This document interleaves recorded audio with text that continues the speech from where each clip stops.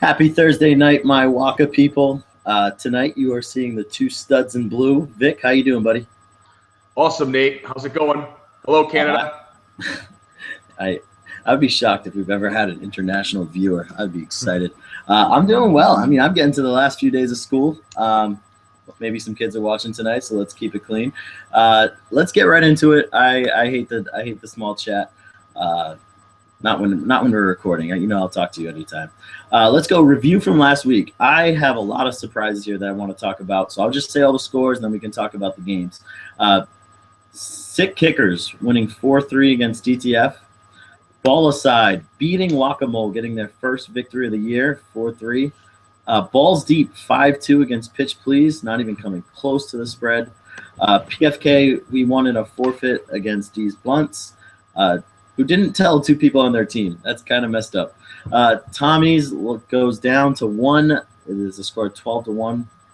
1 wins. DTF wins against Guacamole 7-4. That one hurts Vic. Tell the people why. That was my lock of the week. I was going for the Triple Crown. I had them laying 3.5 points. I reffed the game. They had a 6-run lead going into the final inning, and they gave up 3 runs to not cover the line by a half a point. I may have to pick a new lock of the week this week. I think you did, and the lock has been broken. Vic, I'm a little surprised. I thought you had this thing down to a science. Well, you know what they say, even a blind squirrel can find a nut, I guess. And you would be that guy. And my surprise, I mean, I can't, I think the number one thing is how Balls Deep only beats Pitch Please 5-2. I was reffing a game, which I was not supposed to ref, which I better get some multiple tickets for things to purchase tomorrow. So I did not see that, but 5-2, Vic. How does that happen against the last place team in the league? I mean, I can only describe this the way I would where you see stuff like this in professional sports too. And no disrespect to Pitch Please, I know they're still trying to put things together, but let's just face it, they're probably the worst team in the league. But one, they were missing players. I know they were missing, I think, at least 2, possibly 4 players. Number 2, it's one of those situations where we took the game very lightly. We had, I think, 3, maybe 4 different pitchers, guys that had never pitched before. We fooled around with the lineup. I'm not making excuses, but I'm just giving you facts. And what really happened was we walked through that game, and we played down to a team that's not as good as we are. And I think that we do that often. We play down and we play up. Again, no disrespect to Pitch Please, but I got to call a spade a spade. They're not a good team. We played down to them. I just can't believe a Victor captain team would ever do anything like this. I mean, we've been talking the last few weeks about you'll do anything to win. You love winning. This is a competitive league. And then you drop a 5-2. Yeah, we had dropped a 5-2, and even more surprising was I led the team in RBIs. I think I had 3 RBIs. So that really goes to show you that the things were array. Yeah, everyone else kicked with their opposite foot. Next surprising thing to me is Ball Aside getting their first win against Guacamole. Guacamole, I talked you up, and then you let me down. I take back all the positive things I said for you. I reffed the majority of that game. I can't believe it happened. Ball Aside, you looked okay out there. And please, I keep telling you, please put your boy, I think I found out his name is Jordan. I might put him at pitcher. Put him at pitcher. He is very good. If not, he's going to be wearing yellow next season. That's my PSA. I know who you're talking about, and I did see him, and he is very good. He's definitely their best athlete. Yeah, that Guacamole team has probably the most team spirit of any team in the league. I don't think there's a team that maybe besides Balls Deep that enjoys playing together as much as Guacamole does. They just have a great time. And again, Jesse has given both of us, Nate, the warning that they're going to run the league next year. So, I want to tread lightly around them because I'd like some sympathy if it comes to that. I believe he was in Milwaukee, so maybe his absence really led to the team losing that one. But that's a bad loss. Yeah, but his girlfriend's better than him anyway, so they're better off. No, that's okay then. No, but Ball Aside actually looked decent like that. They earned that win. That guy, I think his name's Jordan. I'm sorry, had a beautiful kick in the first inning that really helped them out. But Pat Spencer, he's an okay pitcher. He's not bad. He's not a vulnerability at pitcher. But when you got someone that good, you got to put him in. My other surprising thing, Tommy's losing to 1, 12-1. We both had this as a close game. Tommy's was, I don't know if they were missing people. I know 1 was down a girl, so their lineup had a lot more guys in it, which kind of helps. I know they took a paper forfeit for it. But 12-1, Tommy's just supposed to be representing one of those top 4. Yeah, no, that's a surprise. I would say that's the shocker of the week. I mean, if anyone should have been in that game, I feel like Tommy's should have been playing. I mean, they played you tight. They played us tight. I think for sure they should have been in the game with 1. But you know how it goes. Every once in a while, even good teams have a bad game. Yeah, I think those are the main highlights I wanted to talk about. Next thing, some things on the table. I'm thinking back to last year. We saw one of the biggest upsets in Waka history in Rhode Island, where DTF took down the almighty Yoko, put them just into retirement. They after that game, they were done. They were not coming back together. Could you see a top 4 team, losing again, or is it automatic who the top 4 are going into the semifinals? I can see a top 4 team losing. Let me say that. I don't see a top 3 team losing. I see a number 4 team could potentially lose. Yeah, and I know the standings don't say it right now. I think it's Sick Kickers that are in that 3 spot, that 4 spot. I'm sorry, but Tommy's has played the 3 best teams in the league. They've lost in 2 really close games. I think everyone thinks by the end of the season, Tommy's is going to be back in that 4, unless there's an upset somewhere down the way. I don't think those 2 teams have played. But you're saying that Tommy's is the team that could go down. No, what I'm saying is whoever's in that 4 seed is the one that'll have the potential to fall, whether it's Tommy's, Sick Kickers, or DTF. Because let's face it, one of those 3 teams is going to be in the 4 spot, and I think all 3 of them are vulnerable to a potential loss or an upset in the first round of the playoffs. The teams above them, I don't feel as though will suffer that fate. So to answer your question, if it's an upset, it's coming out of the 4 seed, and it's going to be one of those 3 teams. I'm gonna get some things for some hatred on this. I don't see it happening. I see Tommy's locking up that 4 seed, winning the rest of their games, unless they get really silly, which they can get out there and they're having a blast. So I'm not saying anything. They had one guy that was hurt last week. I think he's coming back next week. I don't see them losing another game until the semifinals, if that. The top 4 will stay the top 4. Prove me wrong, DTF and Sick Kickers. I mean, be careful when you say Sick Kickers, because they couldn't dislike us more. In fact, I even paid them a compliment last week, giving them the bulletin board material, and they came out and played well. And I was accused of stroking them. There's nothing we can do right. Nothing you can do right. Oh, you were stroking us. Listen, I call it the way I see it. I mean, it is what it is. So in an effort to not stroke anyone anymore, I will continue to be brutally honest, and I will continue to tell people the way it is.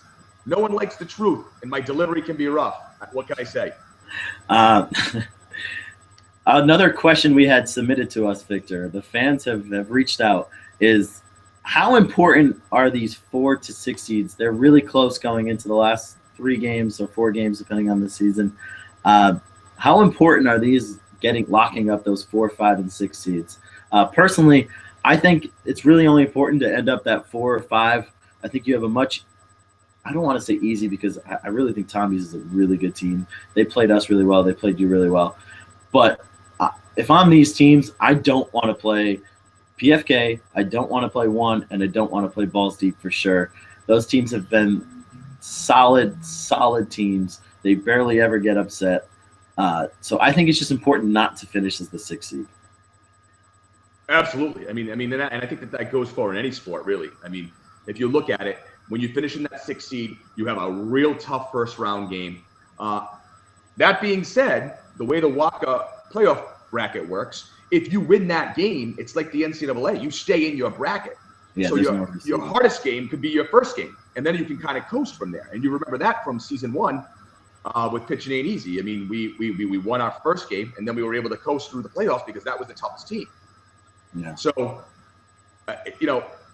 you want to get as close as you can to the top and make that first game, that first round game, be as easy as a walkthrough of practice to try to get yourself ready for the deeper teams and the more talented teams. Yeah, and I believe the way it's going to go down, the top 6 teams get a bye, and the bottom 4 play in a play-in round.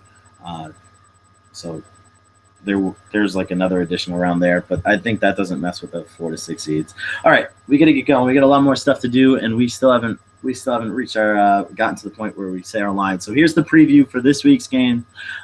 Game number 1, we have Bolaside versus Sick Kickers. I have this as a 5.5 spread in Sick Kickers' favor. What do you think? I think Sick Kickers are better than that. So I think they're gonna. I'm sorry, I just stroked them again. I got to stop stroking these guys. I think that they could potentially come out and play and be a bit better team, and I think that they're going to win. I think they're going to cover the line. Stroking or no stroking, I think they cover the line. I agree, and I think it's right around there. I see them winning like 7-1, 8-1, something like that. So I think they cover. Next game, we have Tommy's, and then the firing pitch please squad, who had their best game. They threw a parade after losing like 5-2 to you last week. What do you think? Well, what's the line? Oh, did I not say 8.5? Oh, 8.5? Yeah. That's an easy cover for Tommy's. A nice rebound game. Get out there. If they have a full team, they cover 8.5. I see them winning that game somewhere in the neighborhood of anywhere between maybe a 13-1 game. They really haven't put up the runs. Maybe this is the week they have it. I think they win by 8, so I don't think they're going to cover. Pitch please is firing after last week. Come on. Next game, I got Whack-A-Mole versus Balls Deep. Another 8.5 spread. This is a tough one, Nate. Believe it or not. The reason being is, unless it thunderstorms tomorrow night, Balls Deep is going to have to forfeit the game. Oh no! So I'm changing that to a 5 spread. Yeah, unfortunately, the new kids in the block are apparently in town, and we have 4 very excited female players that are going to go see an NKO TV concert as opposed to winning a kickball game. So that being said, unless something crazy happens, we're going to have to forfeit that game. Wow, that could really mess with the standings later on. We're going to have to revisit this. Shocker alert. It could. KickKast. Live breaking news. I kept that a secret, Nate. Wow. We have DTF over D's Bunts. I got DTF as 3.5 run favorites. Oh, yeah. Yep. DTF covers that. You said 3 run? 3.5. Yeah, they cover. I don't think so. I think DTF wins, but it's by a couple runs. So no covering. Okay, the next one is the big game of the week. It's 1 versus PFK. PFK is a 1.5 favorites. 1 run and a half favorites. What do you think? A game. What a game. First, let me ask you this. What time is that game? That time is, I think it's 7:30. Oh, I think I might be reffing that game. I think Stad is. Stad's reffing. How is Stad reffing? It should say Balls Deep. It says Stad with Balls Deep. You are reffing D's Bunts and DTF. So how about this ref staff you have? You have Tom, myself. No, it's not you, Vic. Vic, you are reffing DTF and D's Bunts. That's horrendous. You need to call out Marky. You know she's going to be watching in about 10 minutes. Tom needs to rep that game. I can't miss a 1 PFK game. I mean, that's like missing a Red Sox Yankees game. Yeah, you can miss that. You can miss that nowadays. Now we can, but all right. I mean, 1.5 over 1 PFK.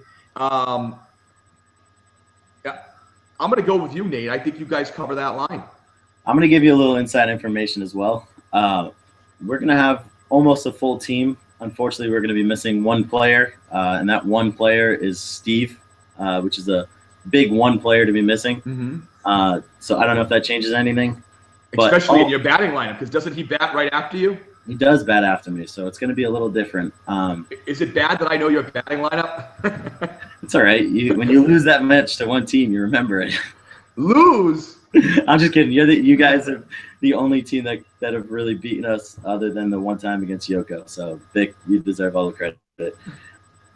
I can't believe I said that. Anyway, back to PFK. This is the one game I've been looking forward to for a real long time. We have the number one team in the league, PFK, versus a team with only one loss. We have PFK, who won their first loss, their one initial loss, followed by their one loss in the playoff against you, Vic, followed by, again, their one loss this season to you. We know this is a good team, and PFK is going to have to play as one to come out on top. We have the only two teams that have ever won a championship. PFK with 4, and then the other team with 1. So of course, I'm going with PFK over 1 to cover the 1.5 spread. And I think the Three Musketeers said it best. PFK is going to play all for one and one for all. Bring it. Wow. I mean, listen. One way or another, this is going to be one hell of a game. It could come down to one run. It could be a once-in-a-lifetime game. It's definitely probably the game of the season so far. Again, I'm going to stick with you guys. I think your team's really strong. I think that one is very strong, but I think that you guys can beat them. Yeah, it's going to be great. I'm looking forward to it. It's real fun. I mean, I played with Phil and Big in a tournament this weekend, and now I'm going to be kicking against Big this week. Can't wait. I'm so excited. Who's the coach of one? Who's the manager of one? The captain? I forget his name. Is it Phil? No, it's Rob. Rob. Isn't it Rob? Rob who? I think it's Eagle. Oh, yeah. Oh, I think I know who he is. Yeah, I know who you're talking about. Yeah. All right. I'm sure anyway, I'm ready. Yeah, I'm sure. Next and final game, we should have saved that one for the last, but we have Sick Kickers versus Pitch Please, and I have Sick Kickers as a 8.5 run favorites on Pitch Please. Sick Kickers to cover. I got all favorites. I didn't take a dog this week at all. I take a lot of dogs, and I'm going to keep it going. Another dog there. I'm taking Pitch Please to cover again. All right, last thing I have for you. I got another pop trivia. Vic trivia coming up. Are you ready, Vic? Oh, man, I'm always in the hot seat with you. It's just like a Coors Light 6-pack of questions, or can we do that instead? Whatever you want it to. Whatever you want to call this segment, you can call it. But it's trivia time with Vic. You can play at home. See if you can do better than him. All right, let's see how much you know the league right now, Vic. What is Tommy's record? Oh, boy. Did you know this? Because I didn't look at the standings. I think Tommy's has 3 losses and maybe 3 wins or 4 wins. I'm going to say 3 and 3. Okay. Next question. We have the original championship game. It was you versus me. What was the score of that game? 3-2 in extra innings, wasn't it? No, that was game number. That was championship number 2. I'm talking about pitching ain't easy. Pitching ain't easy. That original championship game. I still say it was 3-2. Okay. Name. Okay, last one I got, and I set the over under at 4.5 for you. Your goal is to reach 5, but if you can name more, keep going. The first season we had a team that was called the Fozzies. Name as many players from that team as you can. Veronica, Lamel. You want first and last names, or just first names are good, right? As long as we know them. Okay, so Veronica, who's now Veronica D. Honey because she's married. Lamel. We all remember Lamel. No one doesn't remember Lamel. On that team was Jim. No, Jim was on Sweat Hogs.